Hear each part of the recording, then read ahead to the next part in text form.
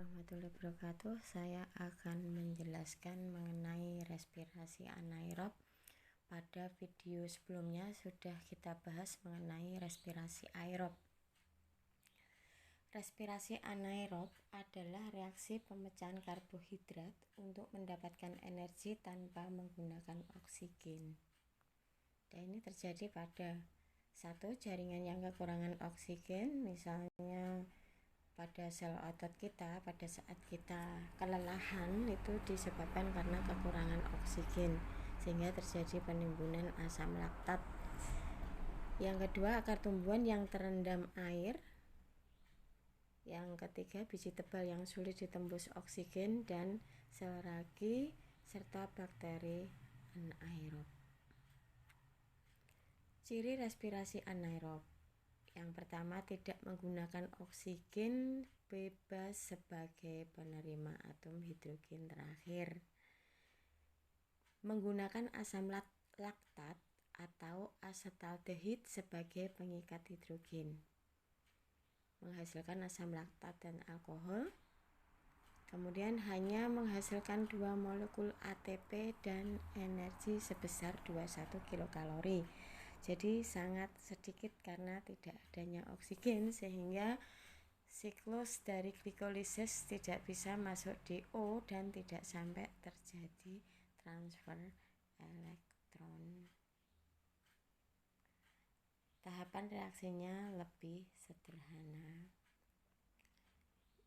Dalam hal ini yang termasuk respirasi anaerob adalah fermentasi yang sering diistilahkan sebagai proses penguraian zat oleh mikroorganisme pengurai menggunakan enzim-enzim yang ada di dalam sel.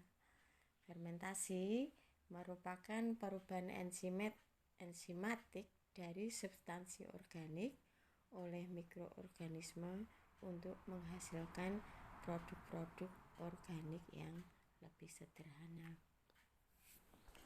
Kita hanya akan mempelajari 3 macam fermentasi. Yang pertama, fermentasi alkohol. Ini terjadi sel ragi atau sel kamir cuma menghasilkan 2 ATP.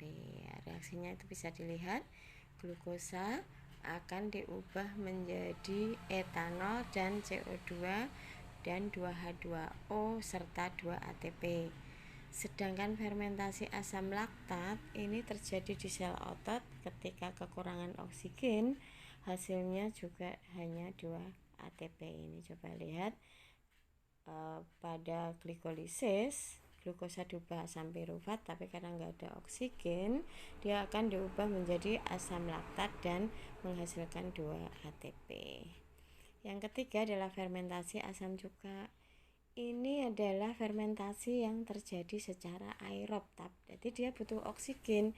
Tapi kenapa dimasukkan fermentasi?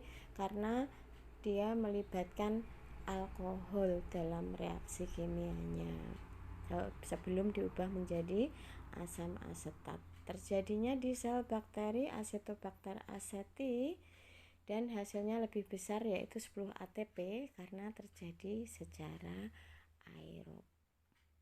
Nah, ini reaksinya dilihat, glukosa ini ya, glukosa akan diubah menjadi alkohol, baru diubah menjadi asam asetat dan air dan menghasilkan 116 kilokalori dan 10 ATP.